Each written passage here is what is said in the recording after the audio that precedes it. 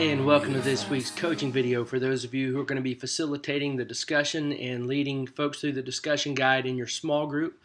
This video is designed for those of you who are going to be doing that. And of course, this is a video for those of you who facilitate an off-campus small group, meeting in homes throughout the week.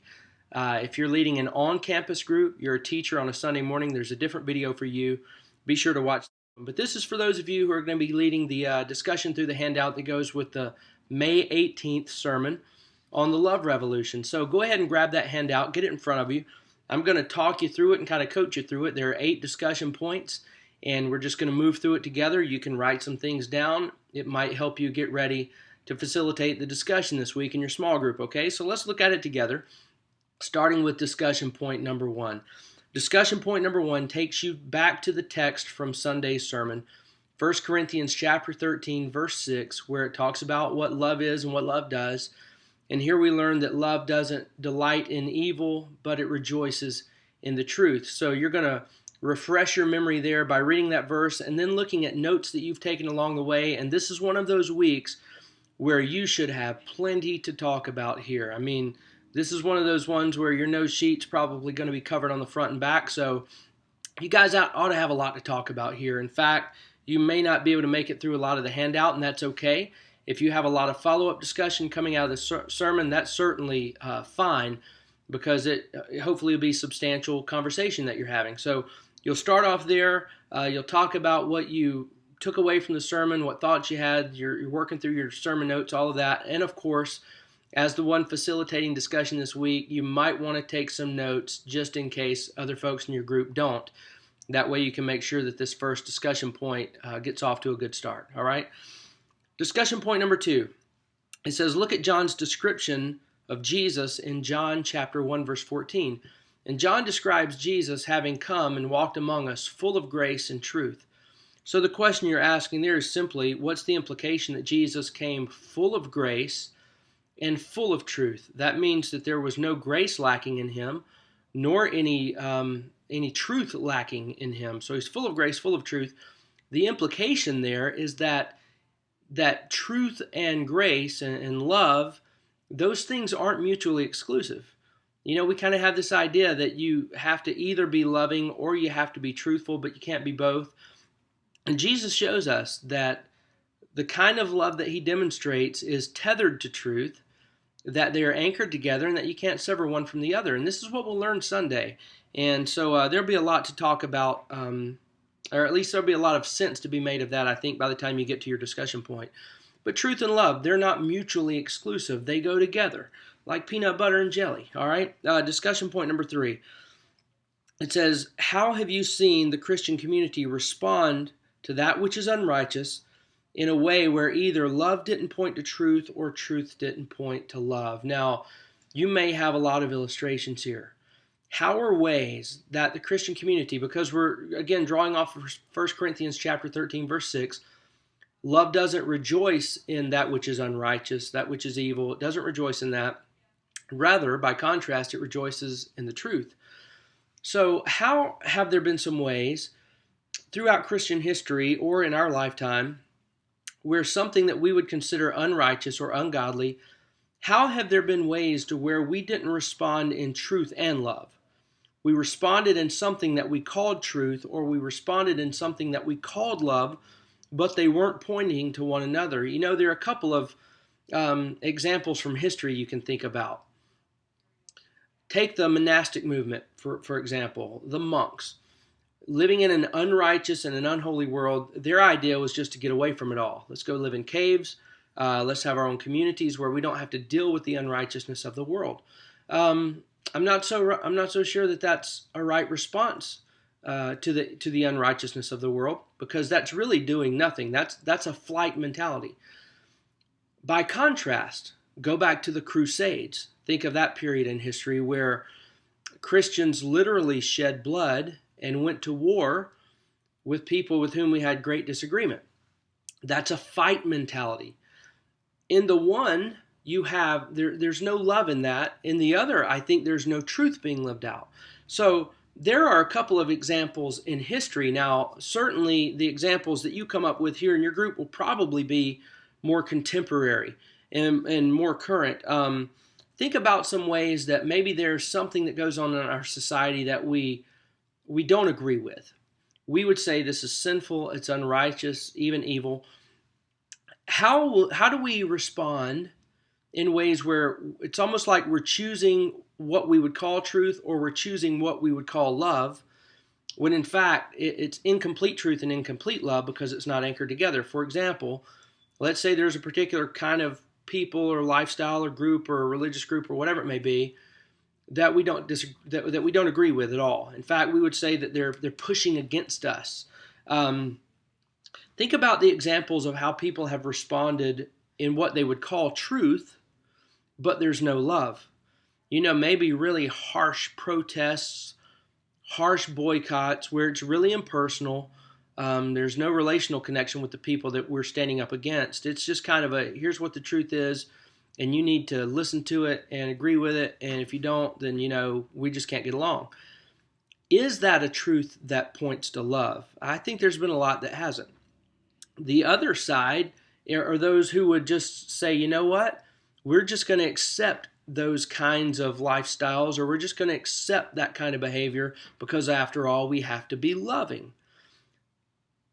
People call that love, but it's void of truth.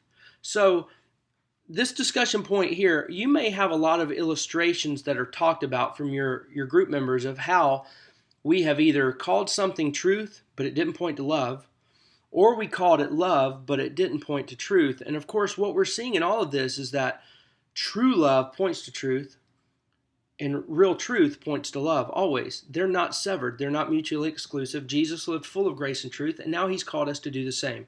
From there, you're going to move to discussion point number 4, and now we're going to see a real-life example in the life of Jesus where he embodied love and truth together. John chapter 8. This is a passage that's going to be familiar to you. It's Jesus in an exchange with a woman who was caught in a very sinful act. And, she was set up by the religious leaders. They caught her in the act of sin and brought her to Jesus. And the idea was really to trick Jesus, is what was the undercurrent here. But in Jesus' reaction, you're going to see truth and you're going to see love. And discussion point number 4, asks you to point out how love was manifested and how truth appeared in that incident. And here's what I would encourage you to do as a group leader. Think through, because look at your discussion point. It says, read John 8, and then it says, how does love, as we've talked about it in this series, how does it show up in this event? So think about how we've talked about love in this series. That love is patient and love is kind. Love doesn't do everything that it could do. Love does some things it really wasn't obligated to do. How love is not rude. How love doesn't just angrily keep a list of wrongs. All of these ways, I want you to think back through some of the ways that you've heard love described and some of the things that we've learned about love in this series, and then look specifically for those things in this passage. So when you lead through this discussion point, kind of lean on that little parenthetical statement there where it's saying, how does love, as we've talked about it in this series, how does it surface? So you go ahead and remind yourself. Look back over 1 Corinthians chapter 13, the first 5 or 6 verses. Look back over those and remind yourself of how we're learning about love and see Jesus putting it into practice there. So you'll talk about how love showed up here. You'll talk about how truth showed up there. And look at that last statement. Talk about how Jesus' response could have been more typical and what would have resulted if he had. How could Jesus have done what most people would have done? And if he did, what would have resulted in that? And here's something that I think we need to think through. Love doesn't rejoice in evil, which means it doesn't take delight in any calamity coming upon people. We'll hear this Sunday. Think about the groups of people that really are in conflict with the church right now. People that we would say oppose us and we oppose them. Here's what I would ask you. If you take calamity off of the table as a desired end goal, in other words, if I said, what would you like to see happen with these people? Given the fact that your answer is not going to be, I just wish they would go away and die. I hope that's not your answer. What is your answer? What would you hope would result and come about with that group of people? My guess is you would say, I wish they would change their minds and their beliefs and their lifestyles, and I wish they would embrace Christ. My question is, what kind of action is most likely going to bring about that result? Jesus responds in an altogether other kind of a way, something that no one would have expected, something that your typical person's not going to do. He responded in truth and love. And look at the end result. So this is something to think about. If there are people in this world that we really wish would change and be different, then we're going to have to do something different than what we've been doing, because the result is not there. This brings us to the rest of our discussion. Look at discussion point number 5. It says, one reason the truth of our message is often ignored or rejected is because we've not loved those to whom we're speaking. Our truth has not pointed to love. This is going to lead you to that 1 John chapter 3 passage, verses 16 through 18, where John's giving an illustration amongst the people to whom he was talking, because John saw people who were in great need on one side, and then over here he saw believers who had a lot of resources, and he couldn't figure out how these believers weren't coming to the aid of these folks. He's saying, how can we call that love? You're saying you're loving people, but your actions don't back it up. You'll look at that passage and talk about the connection that he's making there. That should be rather simple. Now look at discussion point number 6. This really starts to peel back some layers of an onion here. Who are some groups of people who seem to be rejecting the church's message, with whom it seems we're making no progress at all? Who are some people? I mean, they're just, seems like blanketly rejecting the church and the church's gospel right now, and it seems like we're making no progress. If you and your group can't come up with answers to that question, I'll really be surprised. There ought to be some immediate answers to that question. Now look at the follow-up statement. Can you name some ways you've seen the church proactively investing love into the lives of these people?